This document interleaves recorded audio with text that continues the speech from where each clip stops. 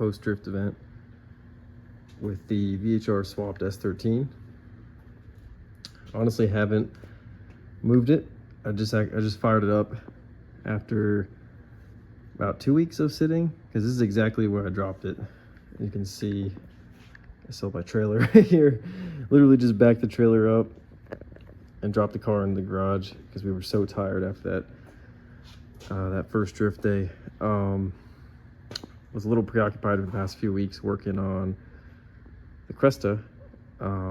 Just doing a lot of maintenance to it, you know, just importing a car from Japan.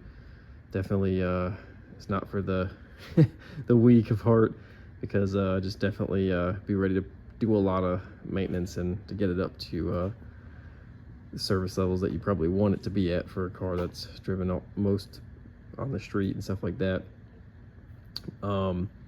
But yeah, the VHR car, it performed amazing. Like, we didn't have one issue running and driving wise. Zero, not a one spit or sputter all day. And we were just driving it.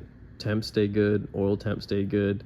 You know, of course, we let the car cool down here and there, idle out, turned it off a couple times, but from 12 to 5, I mean, this thing was running and drifting, and we were having a blast with it. So definitely was a good test day, because we got to really run the car hard and find out some areas that it needs improvements on.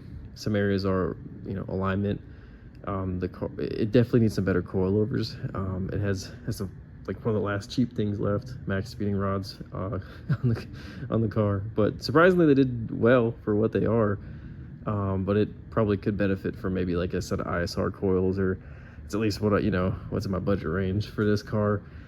$700-800. Cheaper is better. But yeah, I mean, this thing, it's a unit.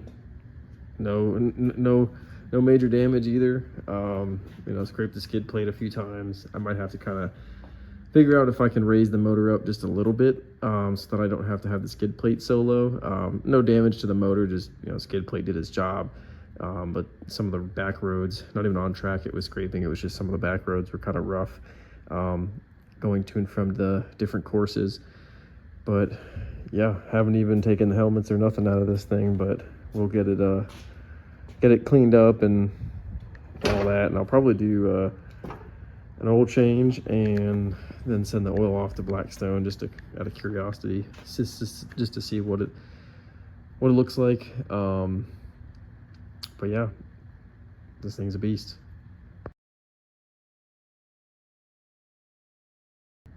Quick build overview discussion on the VHR hatch. So now I've been able to drift the car. I've drag raced it. I drag raced it before the tune. It was actually on a base map, but it was a pretty safe base map, so it was fine. It ran 13.4 at 106.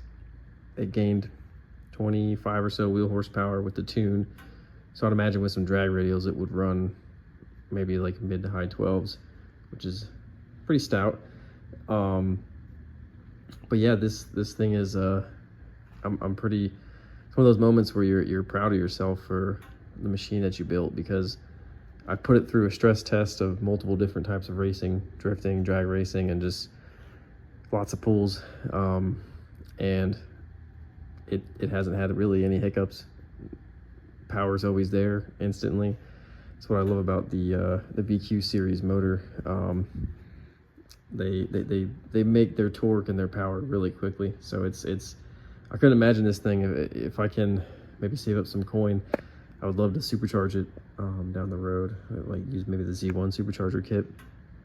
But yeah, just figured a quick video on, never really got a chance to discuss like the true cost of building a VHR swapped S13. And I would say the cost is about the same for almost any chassis that you want to put the VHR motor in. I think it's an amazing motor, especially for the price point. I paid $1,100 for this engine with about 100,000 miles. $600 or $700 in OEM parts, do the gallery gaskets and OEM time and chain stuff. And this thing's pretty much bulletproofed at this point. After that, it's a go-to motor, I would say, for seat time. But I mean, it does take some time. It took me about a year overall to get the swap going. So I would say I would definitely recommend it for sure. So total price I paid, and I'll put some stuff in the description of the video as well, and I might put a little screenshot on the clip of just total cost breakout. But I spent around $9,500 all said and done, and that might be a little bit of a shock. I mean, I think most engine swaps are around 10 grand these days, but I think that I can do it for a little bit less if I did it again. And there's multiple ways that you can get around saving some money, and one of them would be to pick up a 370Z or a G37. If you can get a G37 and 370Z wrecked with literally everything you have, it saves you a lot of time and a lot of effort, and also money. There's a little bit of economies of scales with parting out the rest of the stuff on the Z, so you potentially could have hardly anything in the motor, transmission, harness, and ECU. Whereas for me, I spent about $3,000 all said and done for the motor, transmission, harness, ECU, and then I had to buy all my parts. So if you do it right, there could be a potential savings there. I think that if you budgeted it correctly, I think between 6 and 8K, you can definitely do the VHR swap. There's, like I said, there's money you can save if you want to do a lot of welding yourself. If you have that capability, instead of buying like the ISR headers like I did, you can buy, you can just use the stock VHR manifolds, cut the flanges off and put V-bands or something like that and make your own Y pipe.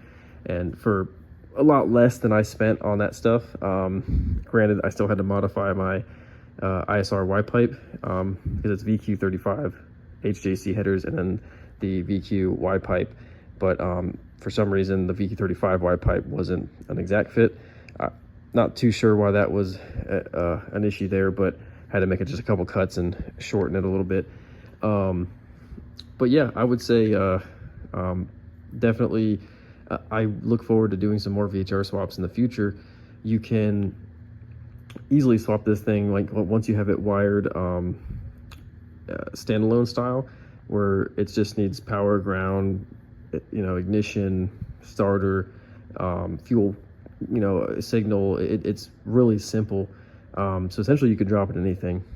I think my next VHR swap car is probably going to be something right-hand drive, because you can easily get around some money savings there, and just some hassle with not having to modify the steering rack, because the steering rack will be on the other side and the starter's on the driver's side of the left-hand drive as chassis. So like if you got a right-hand drive one, this motor would drop in a little easier. And just there's also just things that I learned with cutting a little bit, trimming on the firewall and stuff like that are in my other videos that I kind of had to figure out as I went along. And as I've done this swap now, I know exactly what to do. So if I had another chassis, I could prep it all really quickly, a lot faster than I did this one. By no means is this like a super professional build. If you've watched my other series, other videos and such, this entire car was built here in my little 2-car garage. But you don't need a whole lot to to make it happen. So it's really I think it's a great thing when you can put something together by yourself with your own 2 hands and then really see it perform. So that was something that I was able to experience with this build. So and it looks like I'm gonna have a ton more fun and seat time in the future. So yeah, I would definitely recommend the VHR swap for sure. And if there's any specific questions that anybody has, definitely I may have this is just a quick overview. I may have forgot a few things, so just leave a comment and I'll get back to you. I definitely have no issue sharing as much information as possible. I think this is one of the most affordable swaps on that you can do these days with the S chassis. So